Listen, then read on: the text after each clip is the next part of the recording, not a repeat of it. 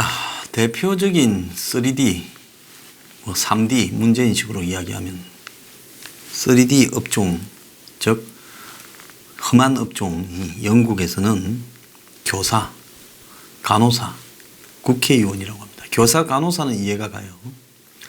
그런데 영국의 국회의원이 대표적인 3D 업종이다. 왜 그러냐? 일은 엄청나게 많이 하고 대우는 없고 월급은 상대적으로 박하다. 그러면 이제 이렇게 이야기를 할 수 있겠죠. 자, 이 지금 교사, 간호사, 국회의원은 영국에서 근무 시간, 업무 강도에 비해 받는 월급이 작고 개인적인 희생이 크다라는 겁니다. 정신적으로도 이렇게 충격도 크고요. 그래서 영국 하원 의원들은 이제 웨스트민스터 의사당이 우리가 런던에 가면 관광지처럼 되어 있는 거기에서 1년에 평균 148일을 보내는데 전국 각지에서 올라온 의원은 가족과 헤어져서 영국에서 죽도록, 런던에서, 수도에서 죽도록 일해야 돼요.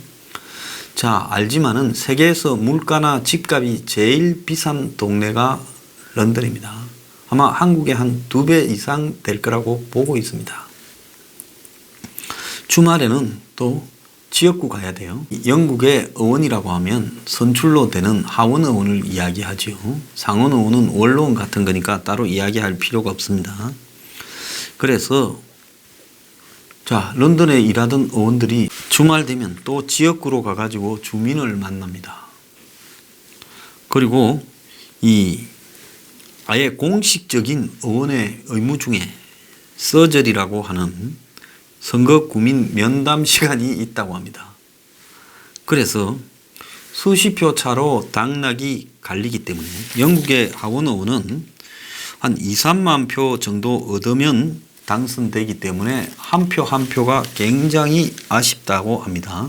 영국에도 정치하다가 정치 그만두면 백수 되는 거죠. 영국의 언론에 보면 한 하원 의원이 10개월 동안 메일을 24,000통, 편지를 9,600장, 통화를 4,800건을 한답니다.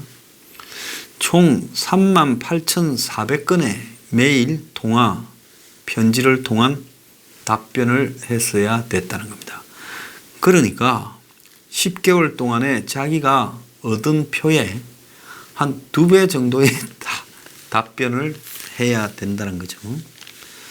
그래서 의원들이 일만 하고 가족과 함께 있지 못하기 때문에 이혼율이 매우 높다는 거예요. 그래서 지금 영국 총리 1순위로 거론되는 보리스 존슨 전 영국 시장이 지금 이혼하고 또 여성 스캔들 때문에 문제가 되어 있다. 이런 이야기도 나옵니다. 그래서 영국 하원에는 이혼이 별 흉도 안 된다는 거예요.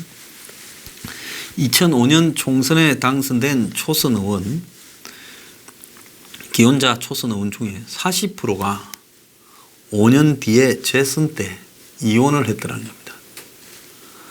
2010년 총선의 경우에는 초선 의원의 17%가 당선 후 3년 안에 이혼 별거를 했다는 겁니다. 하원 의원이 평의원이 의회에서 평균 주당 69시간을 일을 하는데, 그러니까 우리 주 52시간 하는데 52시간 하는 사람보다 하루에 적어도 한 3시간씩은 더 일하는 거죠. 주말에는 지역구 왕복 교통시간 왔다 갔다 주민 3당 시간을 포함하면 근무 시간이 100시간도 훨씬 넘는다는 겁니다. 최근 브렉시트를 담당하는 하원 분과는 새벽 2, 3시까지 일을 한다라고 합니다. 그래서 가정 파탄의 원인은 가족과 보낼 시간이 이렇게 없는 것도 한 탓이지만 돈 문제도 크다는 거예요. 하원 의원의 세비는 뭐 환율에 따라 조금씩 다르지만 한국식으로 환산하면 영국 돈으로 7만 6천 파운드, 그러니까 약 한 1억 1,500만 원 안짝이라는 겁니다. 그래서 여당 의원이 이제 장관으로 정부에 들어가면 추가 수당이 좀 붙는다는 겁니다. 그러니까 추가 수당이 얼마나 붙냐? 한 1억쯤 더 붙는다는 거예요. 총리나 장관을 하면요. 영국에는 내각 책임제니까 의원이 장관을 하거나 총리를 할 수 있잖아요. 그런데 정부에 입각하지 않은 일반 하원 의원은 이 받은 돈의 세금 40%를 뺀다는 겁니다. 그러면 한 달 월급이 600만 원이라는 거예요. 뭐 한국식으로 보면 많지 않냐 하지만은 한국처럼 후원금 따로 거두고 또 책 팔고 이렇게 못 한다는 겁니다.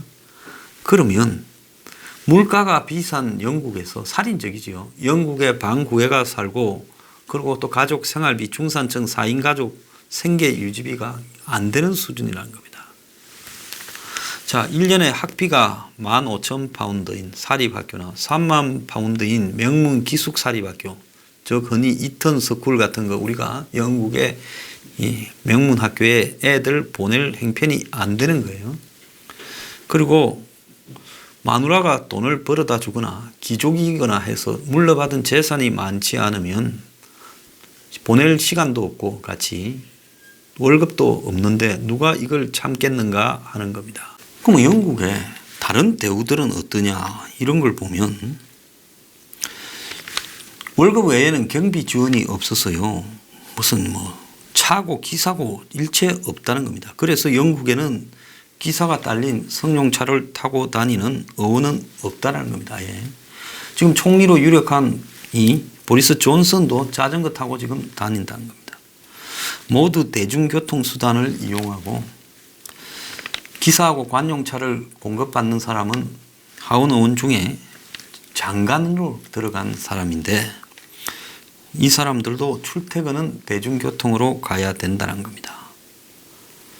그리고 장관도 영국 시내에 가까운 데는 자전거 타고 다닌다고 합니다. 기차나 항공기도 일반석 요금을만 청구할 수 있고요. 공항 기빈실은 아예 쓸 수 없다라는 거고 일정 관리하고 전화 받는 수행 비서도 없고 보좌관도 중진일 경우에 한두 명 붙여준다는 겁니다.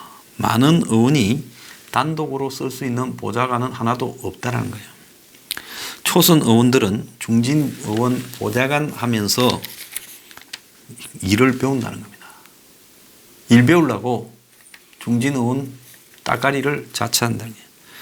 그래서 의사당 옆에 의원회관에는 하원 의원 650명 중에 사무실이 있는 사람은 다선 의원 213명밖에 없고 4선 5선쯤 되면 보좌관과 같은 공간에 있는 사무실이 단독 사무실이 주어지고 3선도 공동 사무실이 있고 아예 방도 없는 사람이 절반 이상이라는 겁니다. 그러니까 3분의 2가 방이 없다는 거예요.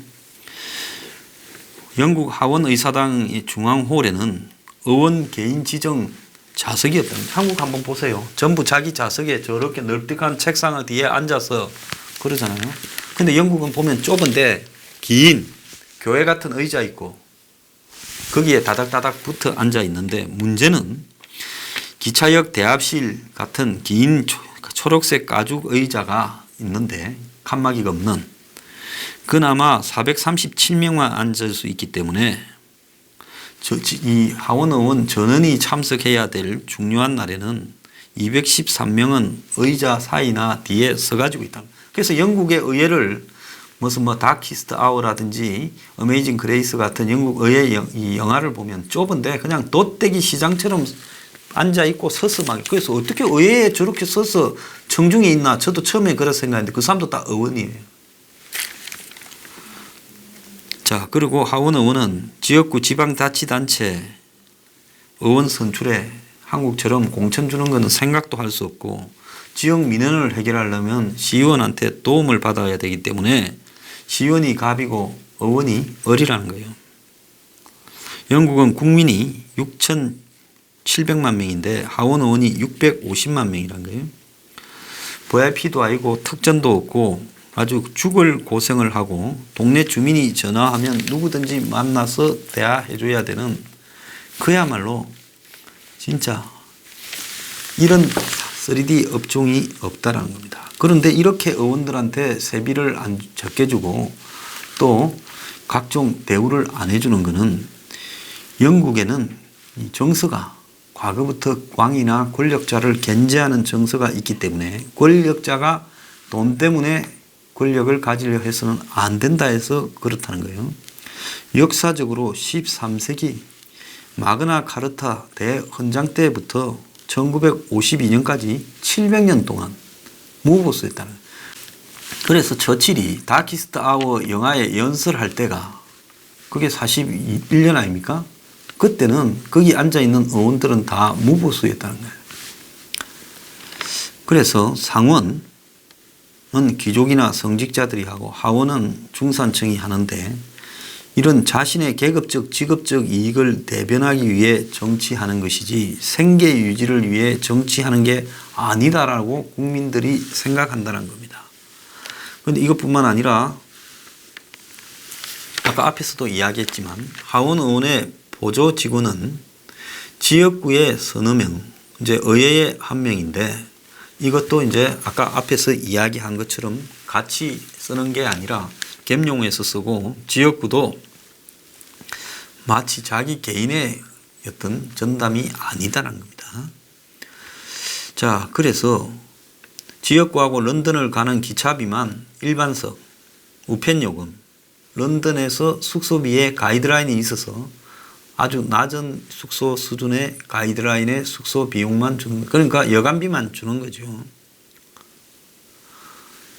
자, 사무실이 있는 사람도 가로 3m, 세로 2m라는 거예요. 그래서 책상 하나만 들어가는 거고 차 주전자도 놓을 공간이 없다라는 겁니다.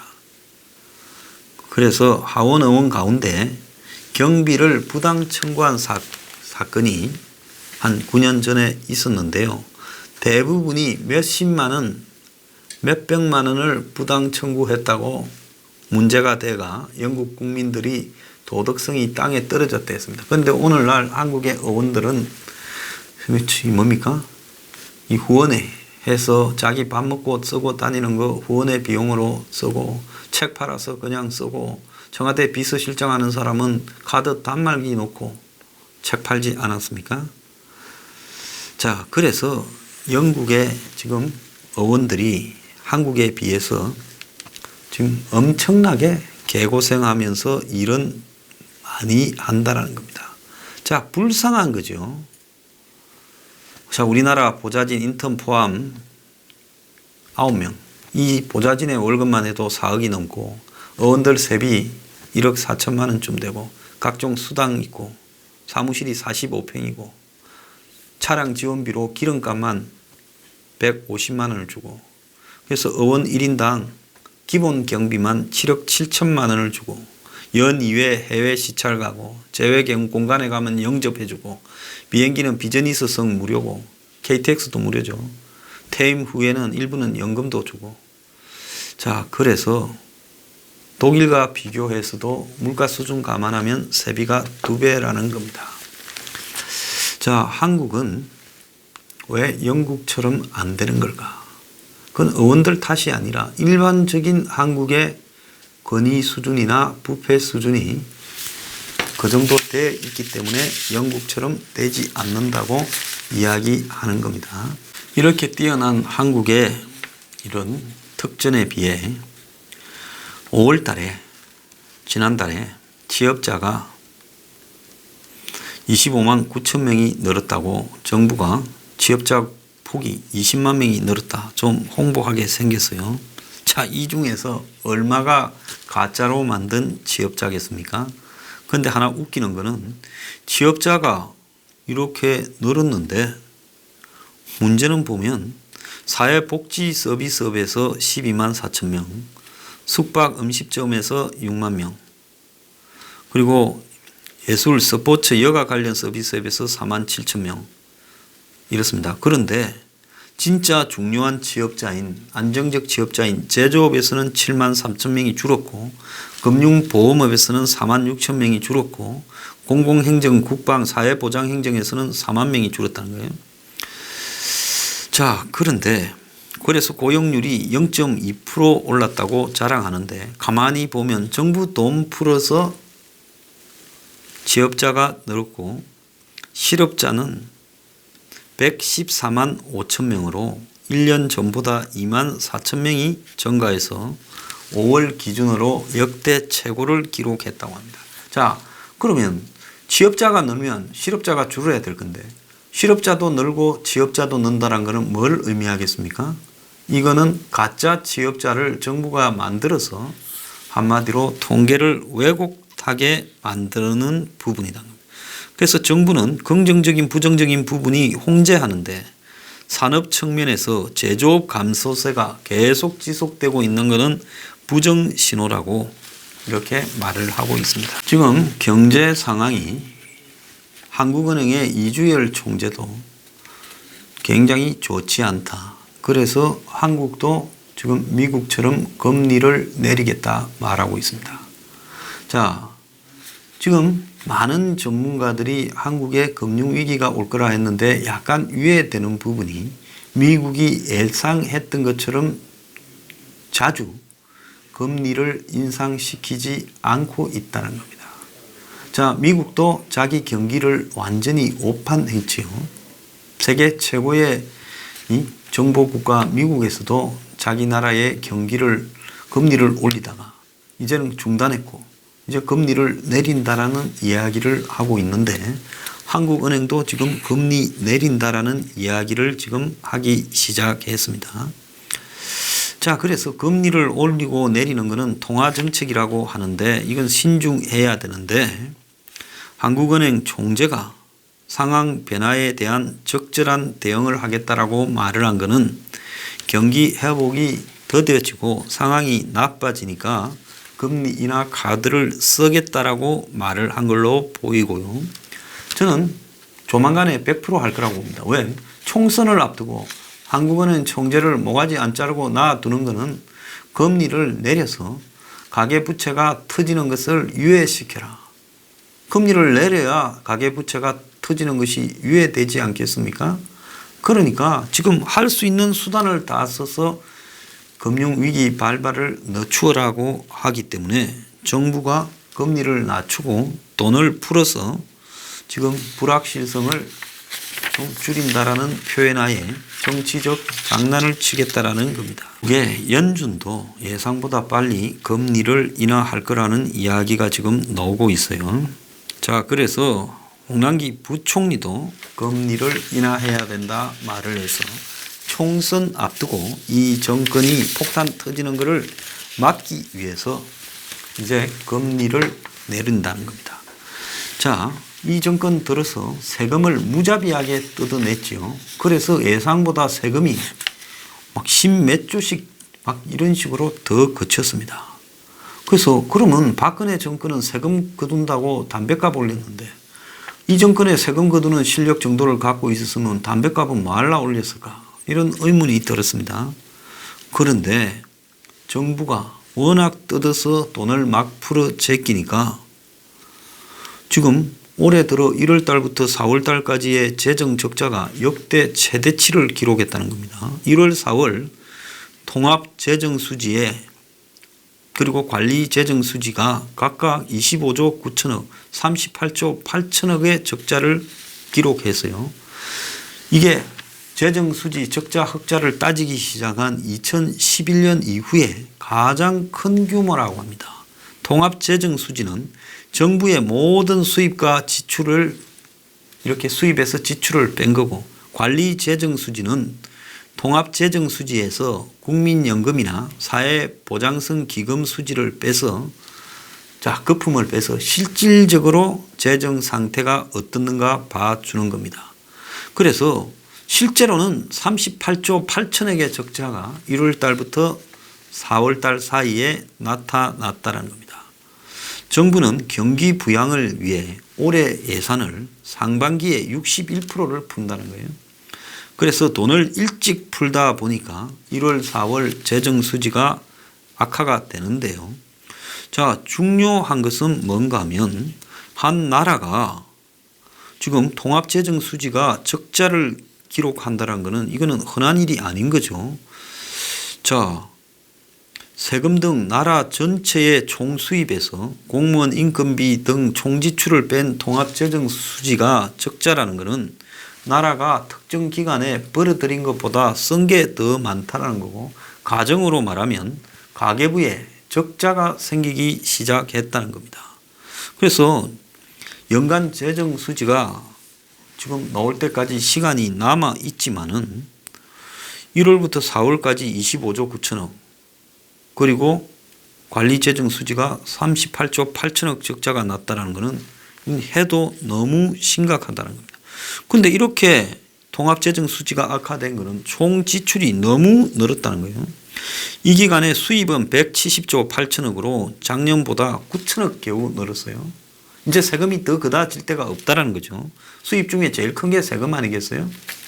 총 지출은 169조 6천억에서 196조 7천억으로, 그러니까 27조 천억이 더 늘었습니다. 지출이. 그러니까 총 지출 중에서도 기초연금 아동수당 같은 공적 이전 지출이 18조 9천억이 전체 정가분의 70%나 된다는 겁니다. 그러니까 돈을 정부가 막 국민들 앞에 나눠주는 현금성 복지를 무분별하게 하다 보니까 재정 수지에 구멍이 생겼고, 이런 추세라면 올해 1년간의 통합재정 수지 적자는 연간 최고를 기록했던 18조 8천억 수준에 이를 거다 하는데, 이것보다 2배 이상의 저는 적자가 나올 거라는 겁니다. 자, 그런데 지금 불황에 세수도 이제는 안 그친데요. 뭐 뽑아낼 때가 있어야 빨대를 꼽지요. 다 망해버리는데 망한 사람한테 어떻게 빨대를 꼽습니까? 그러니까 안 망한 사람한테 지금 무분별하게 뽑아내는데 이것도 곧 한계가 올 거다. 그래서 이 정권은 어마어마한 빚을 남기고 떠날 거다. 지금 이렇게 예측이 됩니다. 근데 아까 앞에 고용률이 상승했다는데, 고용률 상승의 내용을 보면 17시간 일하는 초단기 일자리만 호황을 기록했다는 겁니다. 그래서 초단기 알바가 집중된 주당 17시간 미만의 취업자가 급증해서 서비스업이나 음식점업에서 일자리가 늘었다는 걸 의미하는 거예요. 자, 정부가 돈을 푸는 그런 부분에 일자리가 늘은 것은 충분히 이해가 가지요. 근데 서비스 숙박업에서 일자리가 늘었다. 다 문 닫고 있다는데 그게 뭔가, 한 명이 하던 거를 이제 주휴수당 같은 걸 안 주려고 아주 짧게 일을 시키다 보니까 2명, 3명이 하는 것처럼 됐다는 겁니다. 그래서 이런 가짜 일자리 증가를 믿고 이제 정권이 까불다가는 완전히 쪽박차는 그럴 겁니다. 초단기 일자리, 기가 찬 나라입니다. 이게 일자리 늘었다고 이야기를 합니까?